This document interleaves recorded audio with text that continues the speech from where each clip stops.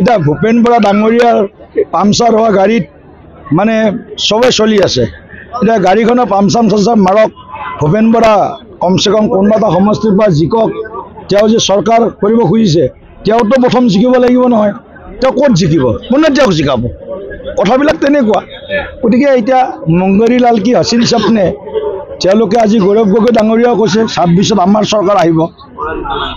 গতিকে গৌৰৱ গগৈ ডাঙৰীয়াই আহিব বুলি ক'লে যদি চৰকাৰ আহিলেহেঁতেন তেতিয়াহ'লে আমি নিৰৱচ্ছিন্নভাৱে কেন্দ্ৰত তৃতীয়বাৰ চৰকাৰ গঠন কৰিব নোৱাৰিলোহেঁতেন, নৰেন্দ্ৰ মোদী প্ৰধানমন্ত্ৰী হ'ব নোৱাৰিলেহেঁতেন। কাৰণ গৌৰৱ গগৈ হাততে এবাৰো নকয় বিজেপি চৰকাৰ আহিব বুলি, বাৰে বাৰে কয় কংগ্ৰেছ আহিব বুলি, আৰু বাৰে বাৰে কংগ্ৰেছ হাৰে, শোচনীয়ভাৱে হাৰে।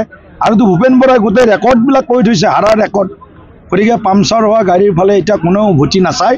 গতিকে এতিয়া যাৰ গাড়ী 80-100 কিলোমিটাৰ স্পীডত চলি আছে, সেই গাড়ীত কম সময়ত সুন্দৰ যাত্ৰা কৰাৰ কাৰণে ভাৰতবৰ্ষৰ জনতা সাজু হৈ আছে। মই ভাবোঁ তেখেতসকলে অকণমান মানে লাহে লাহে গাড়ীখন চলালেও কথা নাই, কাৰণ আৰু 30-40 বছৰলৈ তেওঁলোকৰ গাড়ী গৈ গন্তব্যস্থান নাপায়। এতিয়া ভূপেন বৰা ডাঙৰীয়াৰ পামচাৰ হোৱা গাড়ীত মানে সবে চলি আছে। এতিয়া গাড়ীখনৰ পামচাম চামচাম মাৰক, ভূপেন বৰা কমসে কম কোনোবা এটা সমষ্টিৰ পৰা জিকক, তেওঁ যে চৰকাৰ কৰিব খুজিছে তেওঁতো প্ৰথম জিকিব লাগিব নহয়। তেওঁ ক'ত জিকিব, কোনে তেওঁক জিকাব? কথাবিলাক তেনেকুৱা। গতিকে এতিয়া মংগৰীলাল কি হাসিন স্বপ্নে তেওঁলোকে আজি গৌৰৱ গগৈ ডাঙৰীয়াও কৈছে 26ত আমাৰ চৰকাৰ আহিব। গতিকে গৌৰৱ গগৈ ডাঙৰীয়াই আহিব বুলি ক'লে যদি চৰকাৰ আহিলেহেঁতেন তেতিয়াহ'লে আমি নিৰৱচ্ছিন্নভাৱে কেন্দ্ৰত তৃতীয়বাৰ চৰকাৰ গঠন কৰিব নোৱাৰিলোহেঁতেন, নৰেন্দ্ৰ মোদী প্ৰধানমন্ত্ৰী হ'ব নোৱাৰিলেহেঁতেন। কাৰণ গৌৰৱ গগৈ হাততে এবাৰো নকয় বিজেপি চৰকাৰ আহিব বুলি, বাৰে বাৰে কয় কংগ্ৰেছ আহিব বুলি, আৰু বাৰে বাৰে কংগ্ৰেছ হাৰে, শোচনীয়ভাৱে হাৰে।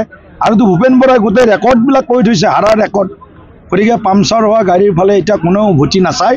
গতিকে এতিয়া যাৰ গাড়ী 80-100 কিলোমিটাৰ স্পীডত চলি আছে, সেই গাড়ীত কম সময়ত সুন্দৰ যাত্ৰা কৰাৰ কাৰণে ভাৰতবৰ্ষৰ জনতা সাজু হৈ আছে।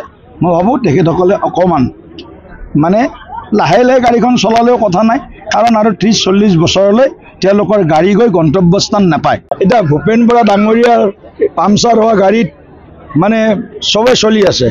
এতিয়া গাড়ীখনৰ পামচাম চামচাম মাৰক, ভূপেন বৰা কমসে কম কোনোবা এটা সমষ্টিৰ পৰা জিকক, তেওঁ যে চৰকাৰ কৰিব খুজিছে তেওঁতো প্ৰথম জিকিব লাগিব নহয়। তেওঁ ক'ত জিকিব, কোনে তেওঁক জিকাব? কথাবিলাক তেনেকুৱা। গতিকে এতিয়া মংগৰীলাল কি হাসিন স্বপ্নে তেওঁলোকে আজি গৌৰৱ গগৈ ডাঙৰীয়াও কৈছে 26ত আমাৰ চৰকাৰ আহিব। গতিকে গৌৰৱ গগৈ ডাঙৰীয়াই আহিব বুলি ক'লে যদি চৰকাৰ আহিলেহেঁতেন তেতিয়াহ'লে আমি নিৰৱচ্ছিন্নভাৱে কেন্দ্ৰত তৃতীয়বাৰ চৰকাৰ গঠন কৰিব নোৱাৰিলোহেঁতেন, নৰেন্দ্ৰ মোদী প্ৰধানমন্ত্ৰী হ'ব নোৱাৰিলেহেঁতেন। কাৰণ গৌৰৱ গগৈ হাততে এবাৰো নকয় বিজেপি চৰকাৰ আহিব বুলি, বাৰে বাৰে কয় কংগ্ৰেছ আহিব বুলি, আৰু বাৰে বাৰে কংগ্ৰেছ হাৰে, শোচনীয়ভাৱে হাৰে। আৰু ভূপেন বৰাই গোটেই ৰেকৰ্ডবিলাক কৰি থৈছে, হাৰাৰ ৰেকৰ্ড। গতিকে পামচাৰ হোৱা গাড়ীৰ ফালে এতিয়া কোনেও উভতি নাচায়। গতিকে এতিয়া যাৰ গাড়ী 80-100 কিলোমিটাৰ স্পীডত চলি আছে, সেই গাড়ীত কম সময়ত সুন্দৰ যাত্ৰা কৰাৰ কাৰণে ভাৰতবৰ্ষৰ জনতা সাজু হৈ আছে।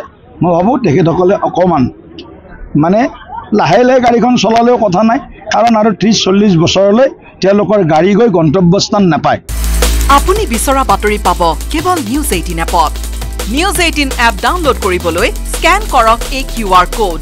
গুগল প্লে ষ্টৰতো পাব এই নিউজ 18 এপ।